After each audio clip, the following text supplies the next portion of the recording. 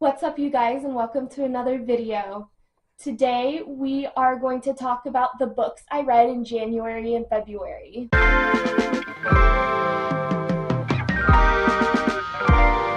So unfortunately, I was only able to read 4 books in those 2 months.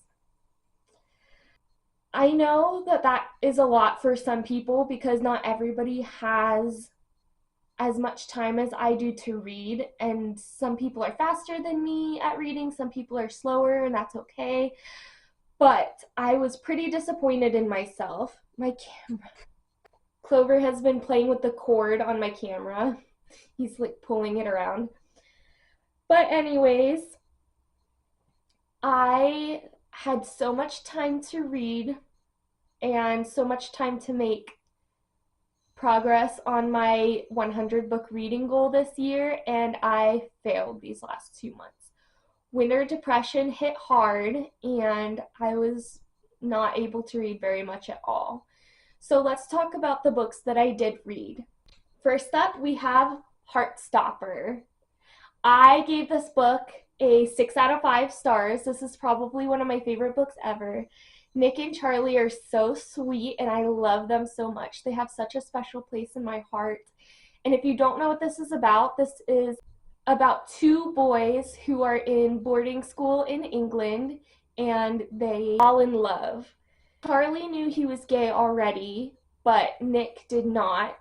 And so that's kind of the plot line we have going there, and it's so cute and so sweet.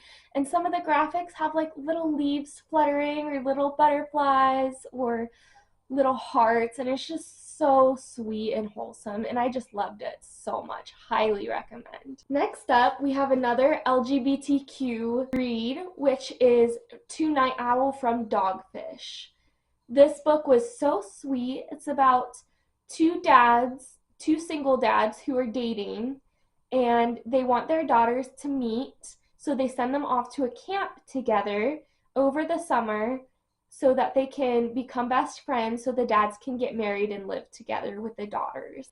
The daughters don't like this, so they are plotting against the dads and decide to not be best friends and to keep minimal contact throughout the book so that they can convince their dads that they are not in love and that they need to break up so the daughters can keep their dads to themselves.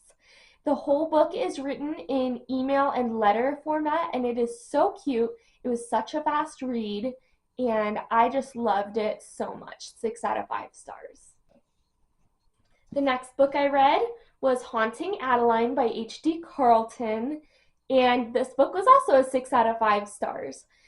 I loved it so much. It was so dark and twisted, and if you want a book that's very spicy in all the ways, all the messed up ways, I highly recommend this book. It was so twisted. I know I already said that, but that's the best way to describe this book, is twist. It's about a girl who falls in love with her stalker, and the stalker, you find out, works for the government, or against the government, actually. But it was just such an unusual read, very dark romance, and if you don't have any triggers and you like to read books that have a lot of triggers, I highly recommend. I do not recommend this book if you have triggers. I would definitely check the trigger warnings first before reading it. But I loved this book so much, being someone who doesn't mind the triggers. And the last book that I read was Powerless by Elsie Silver. This book is about Jasper and Sloane. Jasper is a hockey player, and Sloane is a professional ballerina, and they fall in love. It is the 3rd book in the Chestnut Spring series by Elsie Silver, and those books are just all 5 stars for me. They are so sweet and perfect, and I love the sports romance, small town romance thing they've got going on there, and it's just such a perfect series. I love all of the characters, and I don't know that I even have a favorite book from that one, but I did read Reckless first, which is the fourth book in the series, and I think it has a special place in my heart, but I definitely loved Powerless, and I definitely recommend the series. Let's talk about January and February a little bit. It is winter here. I live just off a main road and I am surrounded by trees, and it's been very snowy, icy, and cold here. My hands are cracking from how cold it's been, and luckily today it's warmer and raining and it's so nice and cozy. But I just have been really struggling this winter to find motivation to read. I've had a lot of fatigue this winter, which I know I've mentioned in a couple of my latest videos, but reading was making me very tired and I couldn't get myself to focus on it at all. And I just want you all to know that that's okay. I was in a life slump and that put me in a reading slump, and that's okay. I am a full-time booktuber and I read 4 books in 2 months, and that is okay. I was beating myself up about it. I tried 2 24-hour readathons, I believe, and I failed both of them. One of them I filmed and I trashed the footage because I was just feeling so bad about myself. But I just want you all to know that it's okay if you read slow, it's okay if you read fast, it's okay if you skim in books, it's okay if you DNF books, it is okay. Books are there for you to enjoy them however you want to enjoy them. And even though I only read 4 books this year so far, and I am way behind on my goal, I read 4 5-star reads this year so far. That's amazing. It doesn't take much for me to give a book a 5 stars because I'm not very picky. But that being said, enjoying 4 books and reading 4 books and enjoying them all is so incredible. And I'm so happy with the books I have read. And I'm actually in the middle of a few books now, and we'll talk about those too. But I wanted to give you guys a little tip. I've noticed that if I'm reading multiple books at a time, I don't get slumpy halfway through the book, and when I finish a book, then I can just continue on with the next book that I'm already in the middle of while I decide what to pick up as a new book next. So I'm always cycling through books, and I felt that this is really helpful because if I read one book, get stuck in the middle because it's just sometimes the middle of a book is a slog, especially if you're reading a thick book like this.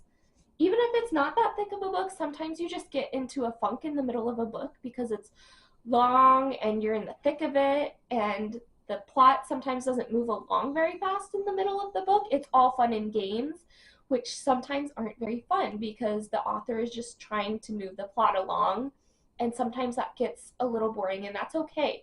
But you are if you're reading one book, get stuck in the middle, and then you put it down and you're not reading anything else, then sometimes it's hard to pick it back up. And then once you finish it, then I get book hangovers where I can't decide what to read next because my head is still in the world of the book I just finished. And it's a wild experience, but it makes it hard to pick a next book. But if you're already kind of mixed up in a few worlds, then you can kind of switch back and forth and mood read if you're a mood reader like me, and it can help you move through books a lot quicker. I watched a video of a guy who read 4 books at once for 2 hours a day. He read each book for half an hour a day, and then he'd switch. And he was reading 200 books a year. And I just thought that was insane. But I just loved that idea. If you're not someone who can read multiple books at a time because you get confused or just it doesn't work for you, that's totally fine. You can trash this advice. But this is just something that's been really helping me recently. And so let's talk about the books I am in the middle of right now. I am currently on my Kindle which is where I read Powerless, reading Addicted for Now by Krista and Becca Ritchie, which is the third book in the Addicted Calloway Sisters series. It follows Lily and Lo, who are addicts, and they enable each other in their addictions, but they learn to overcome them, and it talks about their struggles as addicts. And it's a 5-star series for me. It's probably my favorite series ever. I just love the characters so much and I'm obsessed with them. And I get so connected to them because I just want to feel their struggles. I want to be there with them.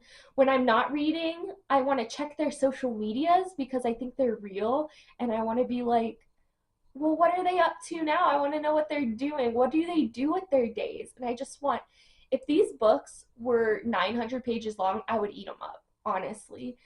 And I think Addicted for Now is a 500-page book, and I'm so excited to be in the middle of it. I did hit the 50% mark recently. So that's the first book I'm in the middle of.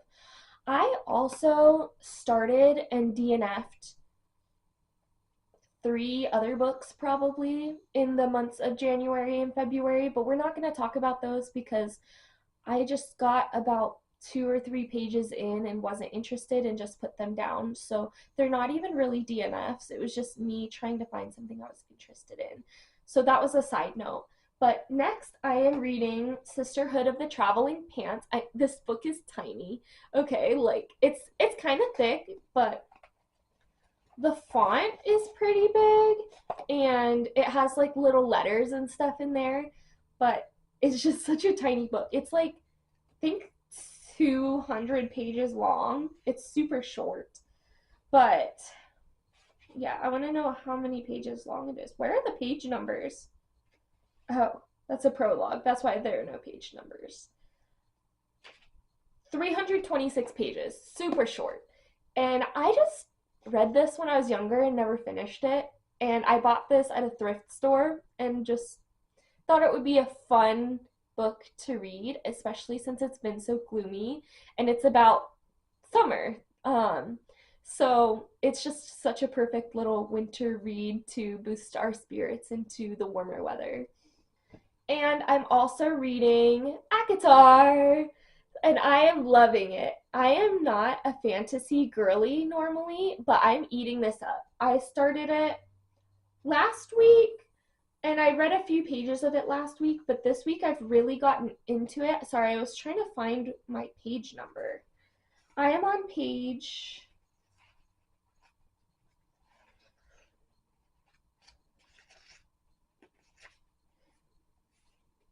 I'm on page 123 and I've read most of that in the last 2 days. So I am just really happy with how it's going.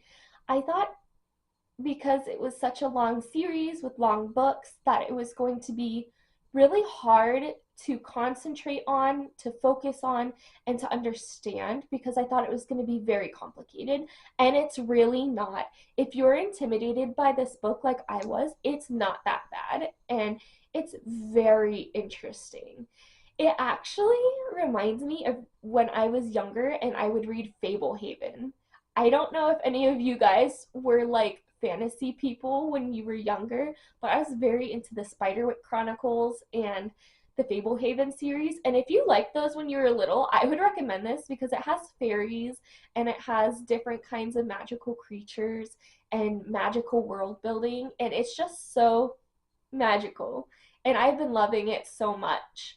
And I am really rooting for our main character, Feyre. And I don't know what role the other characters play in this book throughout the rest of the series, but I am enjoying them as well so far. Those characters being Tamlin and Lucian, and I'm sorry if I'm saying those names wrong, but I recommend this series so far, only even though I'm only 100 pages into the first book. It's going really well and I'm really excited about it. So you can see my stack here kind of. And I can honestly say I think I'm getting back into the groove of reading and I'm really excited to be in a good place with reading again. And I also started writing a little bit because I was inspired by one of my siblings to start writing, and I just love it. Like, I didn't know that I wanted to be an author, but I kind of do. And I've been enjoying writing like first thing in the morning. I wake up and I'm writing before I do my exercises, and I'm just finding it very enjoyable. And I just want to tell you guys, like, if you're in a slump, just keep pushing, keep trying to start books, and if you're not interested, put them down and just try different things. If you're in the deep recesses of winter, maybe try a winter read so you can get into the winter mood, but maybe also try a summer read because it can bring that summer glimmer and light into your brain, and it can bring you hope for better weather. And if you're in a slump, I would suggest rereading books you already love, rereading series you know you love, and just try different genres that you wouldn't expect that you would like. And if you get a little inkling that something is intriguing, just go for it. Follow your heart and follow your instincts because it can really lead you to find your favorite books, and just keep having faith that things will get better because I promise that they will. I am here for you guys. I love you guys. And thank you for sitting through this whole video. I can't wait to see you guys in the next reading vlog, which will be soon. And I will see you then. Bye.